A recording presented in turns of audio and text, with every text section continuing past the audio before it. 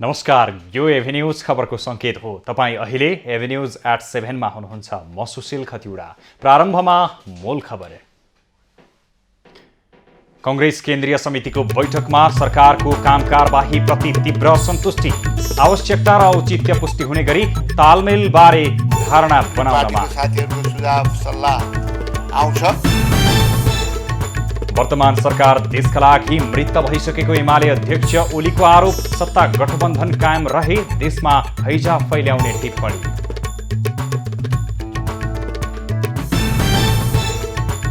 नेपालको अर्थतन्त्र झन नाजुक बन्दै व्यापार घाटा अहिलेसम्मकै उच्च। मूल्य वृद्धि दोब्बर। विदेशी मुद्राको संचितिमा भने केही सुधार।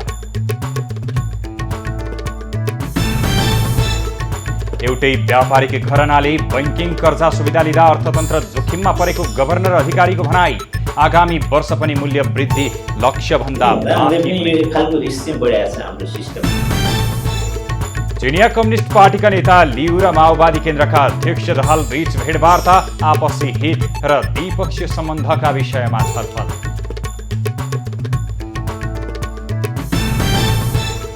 शेयर बजारमा भारी अङ्कको गिरावट। 77 अङ्कले घटेर 1915 अङ्कमा झर्यो। 2 अर्ब 32 करोडको कारोबार।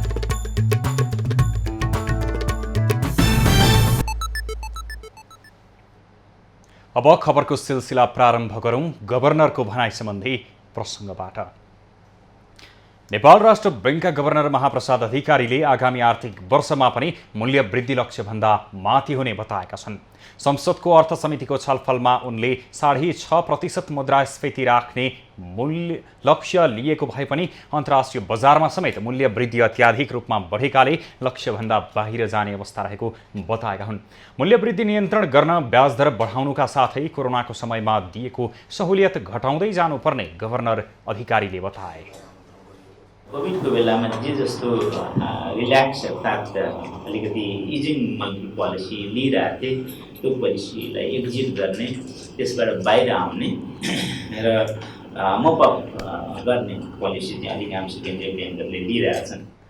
गभर्नर अधिकारीले मुलुकमा एउटै व्यापारिक घरनाले बैंकिङ कर्जा सुविधा लिँदा अर्थतन्त्र जोखिम बढेको समेत बताए। लिमिटेड बिजनेस घरानाले ठुलो रकममा ऋण लिने, फाइनेन्सियल रिसोर्सेसहरू प्रयोग गर्ने र सानाले चाहिँ प्रमोसन हुनै नपाउने, उद्यमशीलतामा छिर्नै नपाउने स्थिति हो कि भन्ने सन्दर्भमा पनि राष्ट्र ब्याङ्कले एकदमै यसलाई पोलिसी मार्फत एड्रेस गर्दै गएको छ। त्यति हुँदाहुँदै पनि यो एक खालको रिस्क चाहिँ बढिरहेको छ हाम्रो सिस्टममा। व्यवसाय कर्जा निश्चित व्यवसायीहरूले लिँदा भविष्यमा अर्थतन्त्रमा एक खालको जोखिम निम्त्याउन सक्ने उनको भनाइ छ। गभर्नर अधिकारीले बाह्य क्षेत्र चापको कारणले मुलुकको विदेशी मुद्रा सञ्चिति घट्दै गएको समेत जानकारी दिए। यो वर्ष ठूलो रकम आयातमा खर्च हुँदा 10 महिनाको अवधिमा 2 अर्ब 47 करोड डलरले कमी आएको उनले बताए। हाल 9.28 अर्बको विदेशी मुद्रा सञ्चिति रहेको र त्यसले 6.5 महिनाको वस्तु तथा सेवा दुवै धान्न सक्ने अवस्था रहेको गभर्नर अधिकारीको भनाइ छ।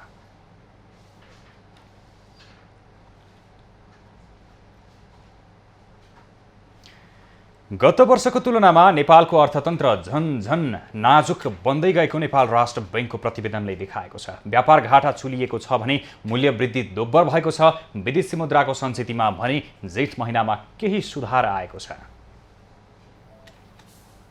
लगातार घटिरहेको विदेशी मुद्राको सञ्चितिमा जेठमा सामान्य सुधार आएको छ। केन्द्रीय बैंकले सोमबार सार्वजनिक गरेको देशको वर्तमान आर्थिक तथा वित्तीय स्थिति प्रतिवेदनका अनुसार जेठमा विदेशी मुद्राको सञ्चिति 9 अर्ब 45 करोड डलर पुगेको छ। वैशाखको तुलनामा जेठमा विदेशी मुद्राको सञ्चिति 17 करोड डलरले बढेको हो। अमेरिकी डलरमा यस्तो सञ्चिति 2078 असार मसान्तमा 11 अर्ब 75 करोड रहेकोमा 2079 वर्षे जेठ मसान्तमा 19.6% कमी आई 9 अर्ब 45 करोड कायम भएको छ। यो सञ्चितले 6 महिना 22 दिनको वस्तु र सेवाको आयातलाई थेक्ने राष्ट्र बैंकले जनाएको छ। रेमिटेन्सको आप्रवाहमा सामान्य सुधार आएकाले विदेशी मुद्राको सञ्चित बढेको हो। जेठमा 92 अर्ब 38 करोड रुपैयाँ बराबर रेमिटेन्स भित्रिएको छ। यो रकम गत वर्षको यसै अवधिको तुलनामा 3.8% बढी रहेको राष्ट्र बैंकले जनाएको छ।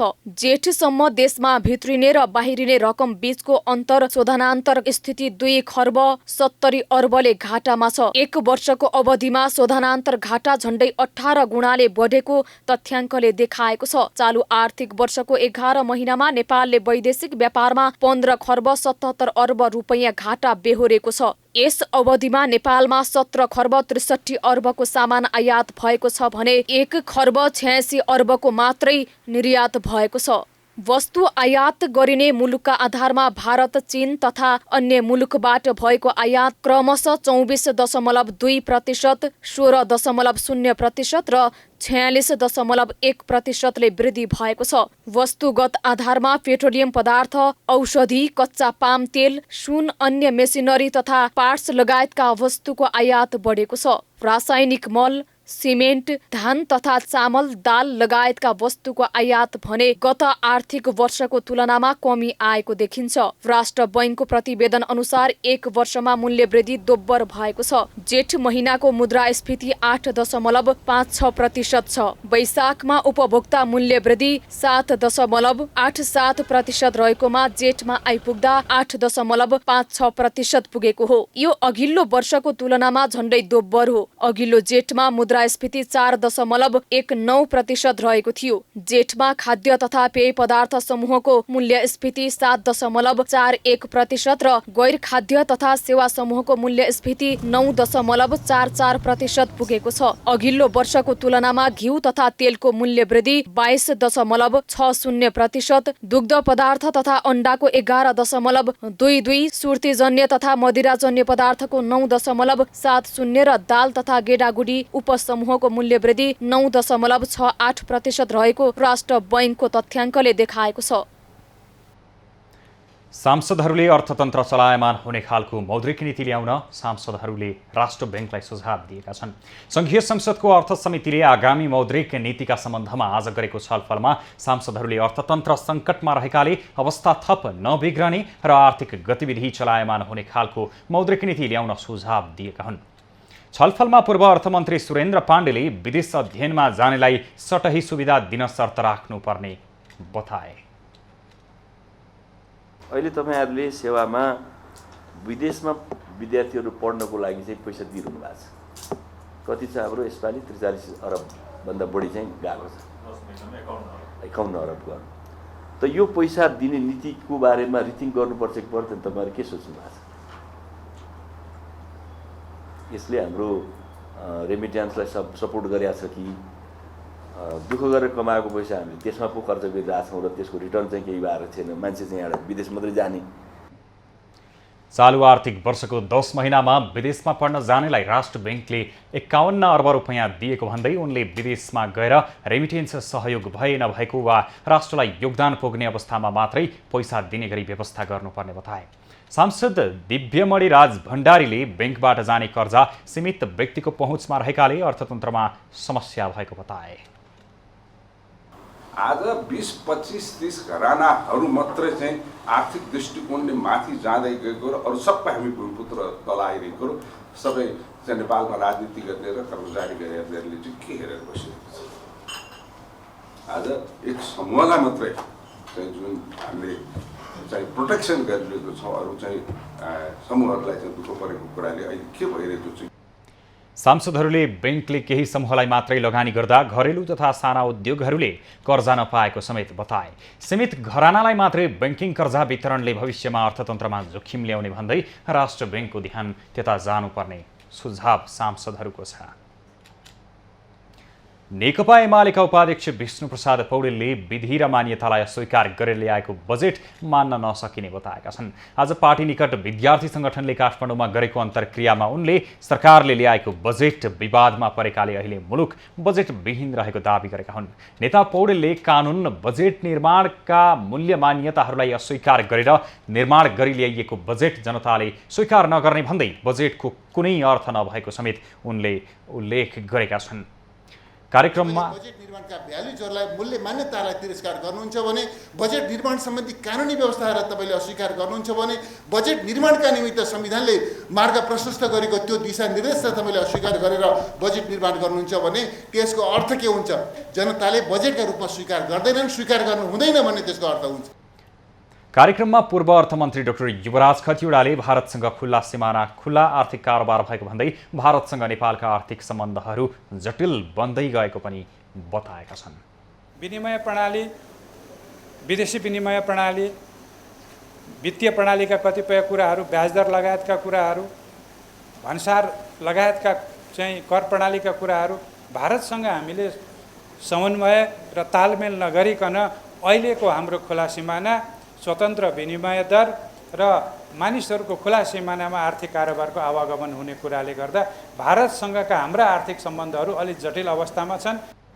डाक्टर खतिवड़ाले विगतमा भारतसँग भएका आर्थिक सन्धि सम्झौताहरूमा पुनरावलोकन गर्नुपर्ने आवश्यकता रहेको समेत स्पष्ट पारे। अर्थतन्त्रमा समस्या भए पनि दक्षिण एसियामा तुलनात्मक रूपमा नेपालको अर्थतन्त्रका सूचकहरू सकारात्मक रहेको दावी समेत गरेका छन्। पछिल्लो 24 घण्टामा नेपालमा थप 168 जनामा कोरोना संक्रमण पुष्टि भएको छ। आज 1834 जनाको पीसीआर परीक्षण गर्दा 129 र 1186 जनाको एन्टिजेन परीक्षण गर्दा 39 जनामा कोरोना संक्रमण पुष्टि भएको हो। काठमाडौँ उपत्यकामा मात्रै 92 जनामा संक्रमण देखिएको छ। तीमध्ये काठमाडौँमा 82, भक्तपुरमा 3 र ललितपुरमा 7 जना रहेका छन्। देशभर 37 जना निको भएका छन्। यो सँगै सक्रिय संक्रमितको संख्या 770 पुगेको छ। धेरैजसो काठमाडौँ उपत्यकामै संक्रमितहरू थपिएका छन्। हाल काठमाडौँमा 453, ललितपुरमा 62 र भक्तपुरमा 8 सक्रिय संक्रमित छन्। सक्रिय संक्रमित मध्ये 749 जना होम आइसोलेसनमा र 21 जना संस्थागत आइसोलेसनमा छन्। अस्पतालमा रहेका मध्ये 12 जना आइसियुमा र 1 जना भेन्टिलेटरमा उपचार गराइरहेका छन्। पछिल्लो 24 घण्टाको अवधिमा कोरोना संक्रमणबाट कसैको मृत्यु भएको छैन। हालसम्म कोरोना संक्रमणबाट मृत्यु हुनेको संख्या 11,952 पुगेको स्वास्थ्य तथा जनसङ्ख्या मन्त्रालयले जनाएको छ। नेकपा माओवादी केन्द्रका अध्यक्ष पुष्पकमल दाहाल र नेपाल भ्रमणमा रहेका चिनिया कम्युनिस्ट पार्टी सीपीसीका विदेश विभाग प्रमुख लिउ जियान्जो बीच आज भेटवार्ता भएको छ। दाहाल निवास खुमलटारमा भएको भेटमा द्विपक्षीय हित र नेपाल चीन सम्बन्धबारे कुराकानी भएको नेताहरूले बताएका छन्। भेटमा सीपीसीका विदेश विभाग प्रमुख लिउले नेपालका कम्युनिस्ट पार्टीहरू एक भएर जान सुझाव दिएको बताइएको छ। पछिल्लो समय नेपालमा अमेरिकी सहयोग एमसीसी भित्रिएपछिको परिस्थितिका विषयमा पनि उनले चासो राखेको बुझिएको छ। जवाफमा माओवादी केन्द्रका अध्यक्ष दाहालले नेपाल एक चीन नीतिमा प्रतिबद्ध रहेको भन्दै चीन विरोधी गतिविधि नेपालमा हुन नदिने आश्वासन दिएका छन्। उनले नेपालमा कम्युनिस्ट पार्टीहरू एक भएर जानुपर्ने पक्षमा आफू भए पनि तत्कालै त्यो सम्भव नदेखिएको पनि उनले जानकारी गराएका छन्। भेटमा माओवादी नेता नारायण काजु श्रेष्ठ समेत सहभागी थिए। माओवादीले आजै चिनिया नेताको सम्मानमा रात्रि भोज समेत आयोजना गरेको छ। चिनिया टोलीले आइतबार प्रधानमन्त्री शेरबहादुर देउबा र परराष्ट्र मन्त्री नारायण खड्कासँग भेट गरेको थियो। प्रधानमन्त्रीसँगको भेटमा लिउले नेपालको भूमि चीन विरोधी गतिविधि हुन नहुनेमा ध्यान आकर्षण गराएका थिए। यसैबीच चिनिया कम्युनिस्ट पार्टी सीपीसीका विदेश विभाग प्रमुख लिउ जियाचानओले चिनिया राष्ट्रपति एवं पार्टीका महासचिव सी जिनफिङले घोषणा गरेको चीन सरकार दक्षिण सहयोग सहायता कोषले नेपालको विकासमा सहयोग पुग्ने बताएका छन्। काठमाडौँको बसन्तपुरमा आयोजित नेपाल स्माइलिङ चिल्ड्रेन प्रोजेक्टको उद्घाटन गर्दै उनले कोषले नेपाल सहितका मुलुकलाई विकासको क्षेत्रमा महत्त्वपूर्ण सहयोग पुग्ने बताएका हुन्। प्रमुख लिउले चिनिया कम्युनिस्ट पार्टीले नेपाल र चीन दुई मुलुक बीचको सामाजिक सङ्गठनमा धेरै सहयोग गर्ने प्रतिबद्धता जनाए। ऊर्जा, जलस्रोत तथा सिँचाइ मन्त्री पम्फा भूषालले नेपाल चीन बीच अन्तर्देशीय क्रस बोर्डर ट्रान्समिसन लाइन निर्माण गरी स्वच्छ ऊर्जा व्यापारमा सहकार्य हुने विश्वास समेत व्यक्त गरिन्। सहकार्य हुने मैले विश्वास लिएको छु। मन्त्री भुषालले चीनले नेपालका सांस्कृतिक सम्पदा पुनर्निर्माणमा सहयोग गरेको उल्लेख गर्दै नेपालको विकासका लागि चीनको सहयोग आवश्यक रहेको उल्लेख गरिन्। उनले चीनले नेपालको औद्योगिकीकरण र आर्थिक विकासमा महत्त्वपूर्ण सहयोग गर्ने विश्वास लिएको समेत बताएकी छिन्। नेपाली कांग्रेसको केन्द्रीय समिति बैठकमा प्रदेश सभापतिहरूले आगामी चुनावमा तालमेलका लागि मापदण्ड बनाउन सुझाव दिएका छन्। सोमबारबाट पार्टी कार्यालय सानेपामा सुरु भएको बैठकमा उनीहरूले चुनावमा गठबन्धनलाई निरन्तरता दिँदै तालमेलका लागि आवश्यक मापदण्ड बनाउन सुझाव दिएका हुन्। केही समिति सभापतिले भने कांग्रेस एक्लै चुनाव लड्दा उचित हुने धारणा समेत राखेका छन्। गठबन्धनमा पनि कहाँ राम्रो भयो, कहाँ चाहिँ समस्या आयो, यसका आधारमा आउने दिनमा यो गठबन्धनलाई पनि कसरी लाने र पार्टी पनि कसरी प्रस्तुत हुने भन्ने बारेमा छलफल हुन्छ र त्यसमा हामी निष्कर्ष निकाल्छौँ र मूलतः अब आउने निर्वाचनमा हामी केन्द्रित हुन्छौँ। त्यस्तै प्रदेश सभापतिहरूले चुनावमा टिकट वितरणलाई विधि र विधानसम्मत रूपमा लागू गर्नुपर्ने बताएका छन्। बैठकमा कांग्रेस नेता शेखर कोइरालाले प्रतिनिधि सभा निर्वाचन क्षेत्र र प्रदेश सभा निर्वाचन क्षेत्रको आवश्यकता र औचित्य पुष्टि हुने गरी तालमेल बारे पार्टीको धारणा निर्माण गर्नुपर्ने बताएका हुन्। उनले कांग्रेसको 14औं महाधिवेशनबाट नेतृत्व मात्र चयन भएको नीतिका विषयमा कुनै काम हुन नसकेकाले यथाशीघ्र नीति अधिवेशन गर्न समेत नेतृत्वको ध्यान आकर्षण गराएका छन्। नेपाली कांग्रेसको केन्द्रीय समिति बैठकमा शेखर कोइराला पक्षले पार्टी, सरकार र गठबन्धनको विषयलाई लिएर ध्यान आकर्षण सहित 12 बुँदे अभिमत पेश गरेको छ। कोइरालाले सोमबारबाट सुरु भएको बैठकमा तालमेलका नाममा नेतृत्वले पार्टीका आदर्श र सिद्धान्तलाई बिर्सिएको आरोप लगाएका हुन्। तालमेलले कांग्रेस पार्टीलाई भन्दा अन्य पार्टीलाई बढी लाभ भएको उनको भनाइ छ। कोइरालाले स्थानीय तालमेलदेखि आगामी निर्वाचनका बारेमा पार्टीभित्र सूक्ष्म ढङ्गले समीक्षा र मूल्याङ्कनको माग समेत गरेका छन्।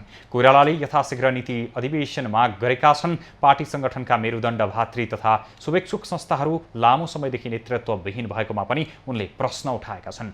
मुलुकमा अहिले अर्थतन्त्रमा समस्या देखिएको प्रति कोइरालाले चिन्ता जनाएका छन्। गभर्नर प्रकरणमा सरकारको असक्षमताले आर्थिक क्षेत्रमा नकारात्मक सन्देश गएको उनको भनाइ छ। बजेट निर्माणका क्रममा बजेटमा हस्तक्षेप गर्न अपरिचित व्यक्तिको प्रवेशको विषय समेत कोइरालाको 12 बुँदामा समेटिएको छ। प्रधान न्यायाधीश विरुद्ध लगाइएको महाअभियोगलाई निर्धारित प्रक्रियाबाट टुङ्ग्याउन पनि शेखर समूहको माग रहेको छ। निर्वाचनको अन्तर्घात भन्दै आफू निकटलाई कारबाही गरिएकोमा पनि उनले असन्तुष्टि जनाएका छन्। सरकारका महत्त्वपूर्ण निकाय प्रधानमन्त्री मातहतमा राख्ने पूर्व प्रधानमन्त्री ओलीको निर्णय नसच्याएर सभापति देउबा अलोकतान्त्रिक गतिविधिमा लागेको आरोप पनि कोइरालाले लगाएका छन्। महँगी र आर्थिक सङ्कट अन्त्यका लागि पार्टी नेतृत्वको सरकार चुकेको कोइरालाको भनाइ छ। भातृ संस्थाको तत्काल वैज्ञानिक पूर्णता हुनुपर्ने भन्दै नेपाली कांग्रेसका भातृ संस्थाहरूले सोमबार पार्टी कार्यालय सानेपामा विरोध प्रदर्शन गरेका छन्। केन्द्रीय समितिको बैठकका लागि नेताहरू पार्टी कार्यालय पुग्ने क्रममा नेवी सङ्घ, तरुण दल लगायत भातृ सङ्घ संस्थाले विधान कार्यान्वयनका लागि दबाब दिन भन्दै प्रदर्शन गरेका हुन्। बैठकस्थलमा सभापति शेरबहादुर देउबा पुगे लगत्तै कार्यकर्ताहरूले नाराबाजी सहित गाडी रोक्न खोज्दा प्रहरीले हस्तक्षेप गरेको थियो। सो क्रममा प्रहरी र प्रदर्शनकारीबीच घम्साघम्सी पनि भएको थियो।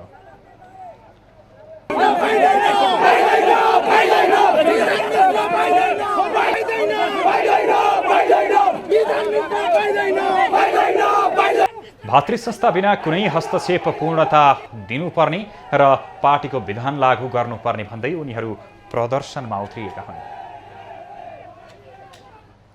नेकपा एमालेका अध्यक्ष एवं पूर्व प्रधानमन्त्री केपी शर्मा ओलीले वर्तमान सरकारलाई बोकिरहन नसकिने चेतावनी दिएका छन्। च्यासलस्थित पार्टीको केन्द्रीय कार्यालयमा सम्पादकहरूसँगको अन्तर्क्रियामा उनले वर्तमान सरकार देशका लागि निष्प्राण र हानिकारक दुवै भएकाले यसलाई बोकेर हिँड्न नसकिने बताएका हुन्।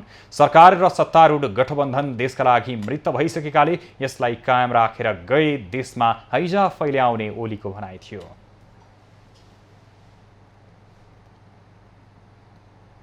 राष्ट्रिय हितहरू वा उद्देश्य होइन, समूहगत हित वा उद्देश्य, समूहगत स्वार्थहरूको परिपूर्तिका लागि यस्ता क्रियाकलापहरू हुने र भ्रष्टाचार त बेलगाम, म धेरै चर्चा नगरौँ। अध्यक्ष ओलीले सरकारका सबै अङ्ग प्रत्यङ्ग झर्न लागेको र अर्थमन्त्री जनार्दन शर्माको राजीनामा त्यसैको दृष्टान्त भएको जिकिर समेत गरे। उनले मुलुक सङ्घीय संसद र प्रदेशसभाको निर्वाचनमा प्रवेश गरिसकेकाले पनि सरकारको कुनै औचित्य नभएको बताए। गठबन्धनलाई नक्कली बिहेको संज्ञा दिँदै अध्यक्ष ओलीले त्यसो गरेर साँचो डिभोर्स गर्ने पक्षमा आफ्नो पार्टी नरहेको पटक पटक दोहोर्याए। यता फर्केर हुन्छ भने यता गर्नै हुँदैन भनेको छ, यता गर्नु पर्यो भनेको छ। यो साँचो डिभोर्स गर्नका लागि नकली बिहे गर्न हतार एमाले गर्दैन।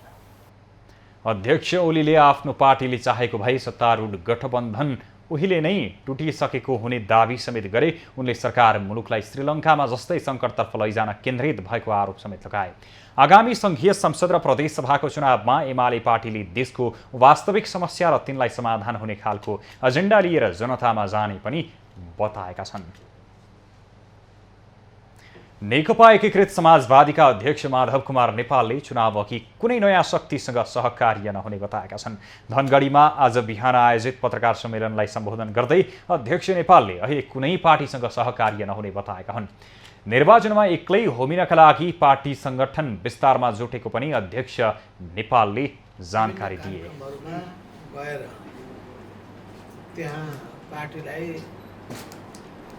गतिमान बनाउनका लागि, चलायमान बनाउनका लागि विभिन्न जहाँ एक्लै लडेर पनि पार लगाउन सकिन्छ त्यहाँ एक्लै, जहाँ एक्लै लगाउन सकिँदैन भने पनि पार्टीको प्रचार प्रसार गर्ने काममा पनि एक्लै, अनि जहाँ अरूलाई पनि विन विन हुन्छ, दुईटैको विन विन हुँदा चाहिँ सँगै।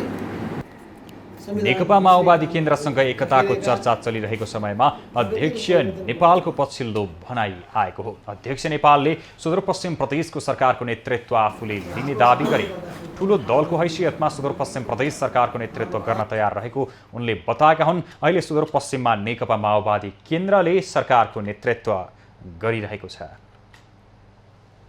काठमाडौँ स्थित वीर अस्पताल देशकै पुरानो अस्पताल हो, जहाँ दिनहुँ हजारौं सेवाग्राहीको भिड हुने गर्दछ। अस्पताल अगाडिको सडकमा जथाभावी गरिएको पार्किङले बिरामीको आवत जावतमा गम्भीर समस्या सिर्जना भइरहेको छ। विशेष खबरको साथमा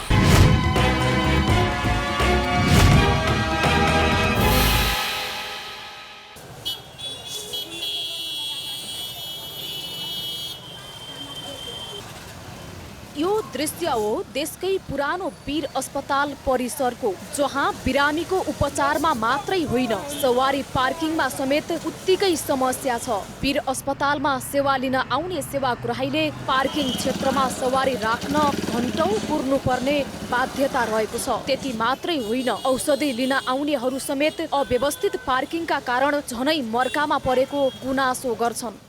एकतिर हस्पिटलमा बिरामीको लागि होइन उपचारको लागि हामीलाई पैसा पुगिराखेको हुँदैन, त्यहाँमाथि अब यता लाभ अरे बाइकको पैसा पनि पो तिर्नु छ त, पार्किङ शुल्क पनि तिर्नुपर्छ हामीहरूले भन्ने हामीलाई लागिरहेको हुन्छ मनमा होइन।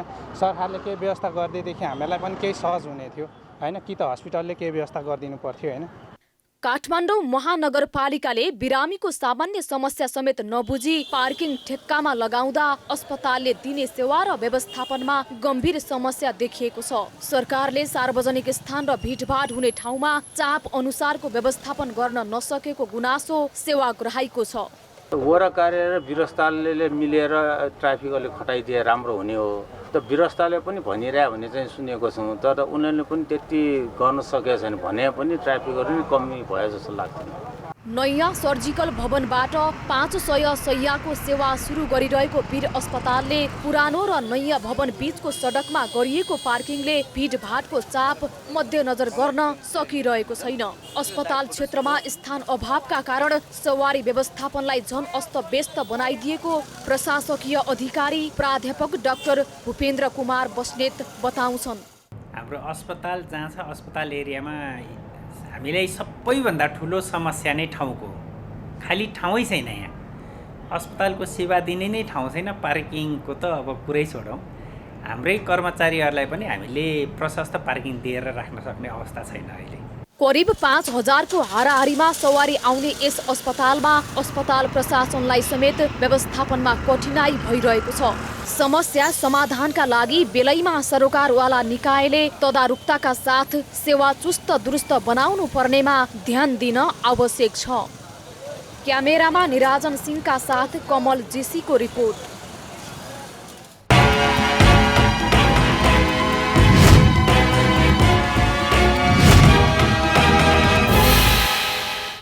खबरको सिलसिला अझै जारी छ, हामीसँगै रहनुहोला।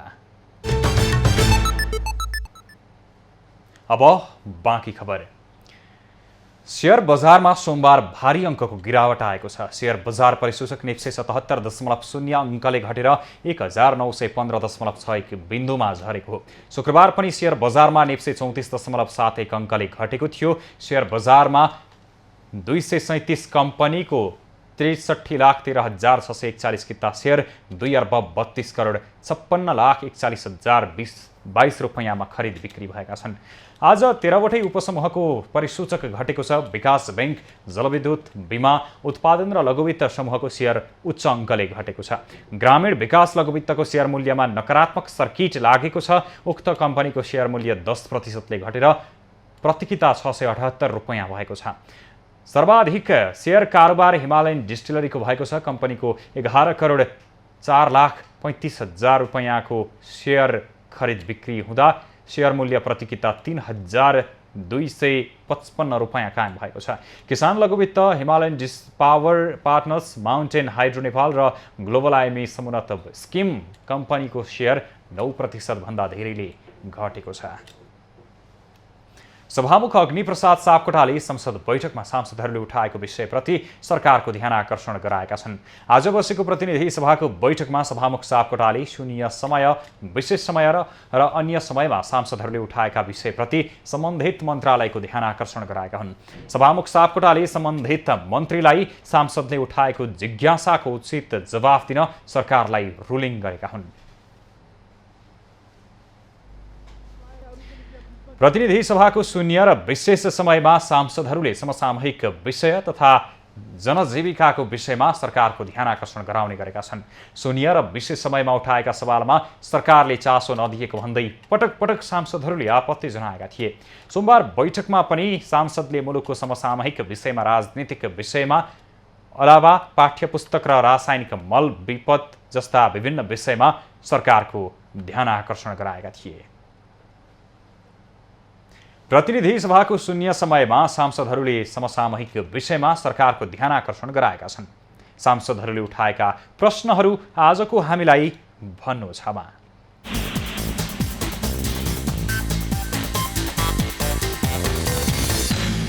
केन्द्रमा 5-6वटा मन्त्रालय मात्रै राखौँ, प्रधानमन्त्री, रक्षा मन्त्री, परराष्ट्र मन्त्री, अर्थमन्त्री, गृहमन्त्री लगायत अरू मन्त्रीहरू प्रदेशमा राख्नुपर्छ। विकासे पुँजीलाई केन्द्रीकृत नगरौँ, जनताको घर आँगनमा पुर्याउन प्रदेश मार्फत काम गरौँ। सरकारले विश्वविद्यालयलाई उत्कृष्टताको केन्द्र बनाउने भन्ने नारा बोकेको छ, तर 1 वर्ष अघिदेखि रोकिएको प्राध्यापक र सहप्राध्यापकको अन्तर्वार्ता अहिलेसम्म सञ्चालन भएको छैन। कस्तो उत्कृष्टताको केन्द्र बनाउने सोच सरकारले बनाएको? हरेक प्राथमिक, आधारभूत र माध्यमिक विद्यालयहरूको पूर्वाधारको एउटा मापदण्ड निश्चित गरियोस् र त्यो मापदण्डको आधारमा पूर्वाधार निर्माणको लागि आवश्यक बजेटको विनियोजन गरियोस्। सम्माननीय सभामुखज्यूले आफ्नो कुर्सीबाट पटक पटक त्यहाँबाट रुलिङ गर्दै गरेको विषय, सर्वोच्च अदालतमा विचाराधीन रहेको विषयवस्तुमाथि हामी यहाँ छलफल गर्न सक्दैनौँ भन्ने जुन रुलिङ गरिरहनुहुन्थ्यो, त्यसको बरखिलाफ हुँदै राष्ट्रिय सभामा अहिले यो संवैधानिक परिषद ऐन संशोधन विधेयक दर्ता गरिएको छ। देशमा आर्थिक सङ्कट आउने सम्भावना बढ्दैछ। डलरको अभाव बीचमा हतियार किन्न 84 करोड रकमान्तर भएको छ। देशमा महँगाई बढेको छ, निर्यात घट्दैछ, आयात बढ्दैछ। प्रमुख प्रतिपक्षी नेकपा एमाले नेपाल प्रहरीका लागि हतियार किन्ने निर्णय सरकारले फिर्ता लिनुपर्ने माग गरेको छ। प्रतिनिधि सभाको सोमबारको बैठकमा एमालेका सांसद नवराज सेलवालले कमिसनका लागि सत्तारूढ गठबन्धनमा रहेका नेताहरूले प्रहरीका लागि हतियार किन्ने योजना ल्याएको आरोप लगाएका हुन्। उनले मुलुकको अर्थतन्त्र कमजोर भइसकेको अवस्थामा करोडौंको हतियार किन्ने योजना के कारणले अगाडि ल्याइएको हो भनेर प्रश्न समेत गरे। नेपाल प्रहरीलाई आज चाहिन। नेपाल प्रहरी भनेको समाजमा बसेर कम्युनिटीको सर्भिस गर्ने हो। यो कुनै आम पुलिस फोर्स पनि होइन, कुनै नेपालको चाहिने आर्मी पनि होइन। त्यसले गर्दा नेपाल प्रहरीलाई आज हतियार होइन, उसलाई प्रविधि चाहिएको छ, उसलाई तकनिकी चाहिएको छ। 84 करोड रुपियाँ। सांसद सेलवालले अर्थतन्त्रलाई मारमा पार्ने गरी करोडौंको हतियार किन्ने योजना आउनु राष्ट्रघात भएको समेत बताएका छन्। सेलवालले गठबन्धन सरकार क्रमशः वित्तीय गठबन्धनमा परिणत भएको समेत आरोप लगाए। बैठकमा एमाले महान्यायाधिवक्ता खम्बबहादुर खातीको राजीनामा पनि माग गरेको छ। स्थानीय तहको निर्वाचनमा अमर्यादित क्रियाकलाप गरेको भन्दै एमाले सचेतक विशाल भट्टराईले खातीको राजीनामा माग गरेका छन्। सचेतक भट्टराईले वैशाखको स्थानीय तहको निर्वाचनका क्रममा दैलेख बुढीगङ्गा पुगेका महान्यायाधिवक्ता खातीले अमर्यादित क्रियाकलाप गरेको दाबी गरेका छन्।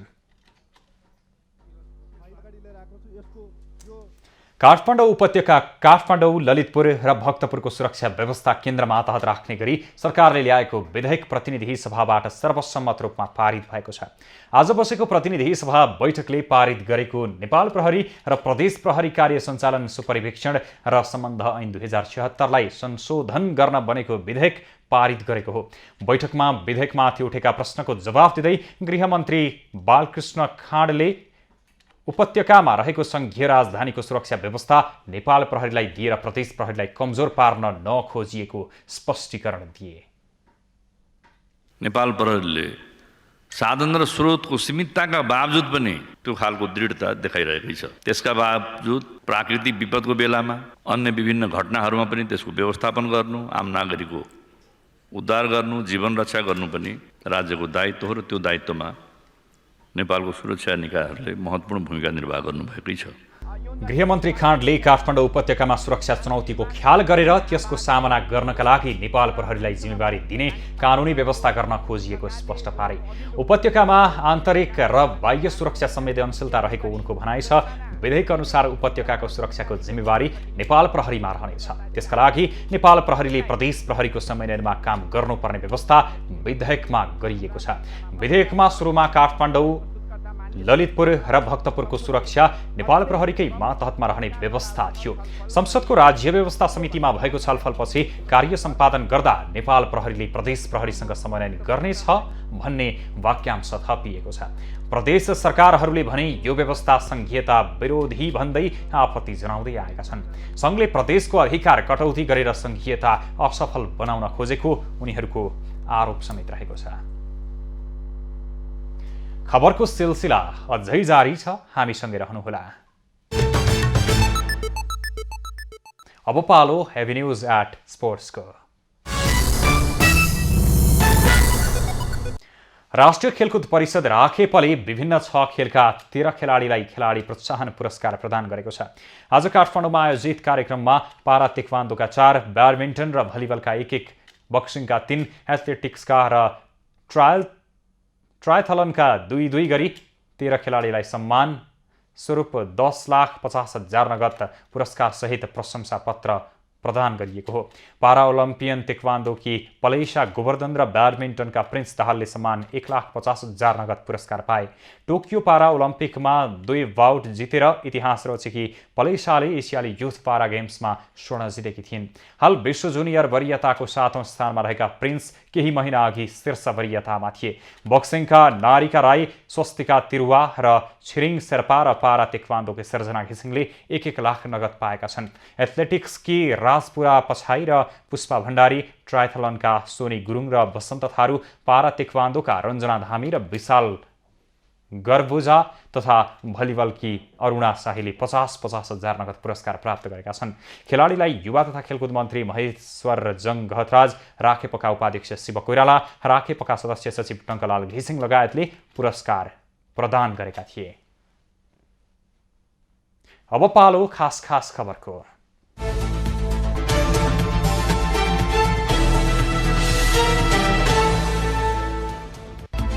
कर्णाली प्रदेश सरकारले आगामी आर्थिक वर्षका लागि ल्याएको बजेट पारित गरेको छ। असार 1 गते सार्वजनिक 32 अर्ब 61 करोड 61 लाख रुपैयाँको बजेट आज बसेको प्रतिसभा बैठकले पारित गरेको। बैठकमा मुख्यमन्त्री जीवनबहादुर शाहले राजस्व वृद्धि गर्ने बारेमा सांसदले दिएको सुझाव कार्यान्वयन गर्ने आश्वासन दिए। राष्ट्रपति विद्यादेवी भण्डारीले इजिप्ट र अस्ट्रेलियाका लागि नेपाली राजदूत नियुक्त गरेकी छन्। उनले आज इजिप्टका लागि नेपालको आवासीय राजदूतमा सुशील कुमार लम्साल र अस्ट्रेलियाका लागि आवासीय राजदूतमा भरत कुमार रेग्मीलाई नियुक्त गरेकी हुन्। सरकारको सिफारिसमा राष्ट्रपति भण्डारीले उनीहरूलाई राजदूतमा नियुक्त गरेकी हुन्। नेपाली सेनाद्वारा निर्माणाधीन गोर्खा जिल्लाको बेनीघाट आरुघाट दार्के भन्ज्याङ सडक खण्ड आज स्थानीयलाई हस्तान्तरण गरेको छ। सेनाले आयोजना अन्तर्गत धार्के गाउँपालिका 7 हावा डाँडादेखि दोभानसम्मको 18 किलोमिटर सडक हस्तान्तरण गरेको हो। सडक बनेसँगै धारचे गाउँपालिका तथा चुनमोब्री गाउँपालिका राष्ट्रिय सडक सञ्जालमा जोडिएका छन्।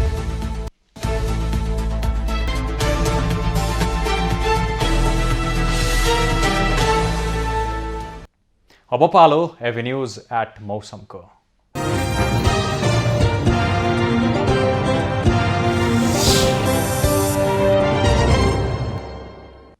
आज प्रदेश 1 र बागमती प्रदेशका 1-2 स्थानहरूमा मेघगर्जन चट्याङ सहित वर्षा भयो।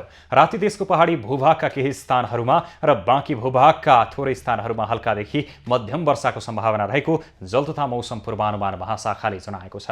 काठमाडौँ उपत्यकाको आजको अधिकतम तापक्रम 31 डिग्री सेल्सियस र न्यूनतम तापक्रम 21 डिग्री सेल्सियस मापन गरियो। आज देशभरको मौसम कस्तो रह्यो त हेरौँ देशका विभिन्न स्थानको मौसमी अवस्था।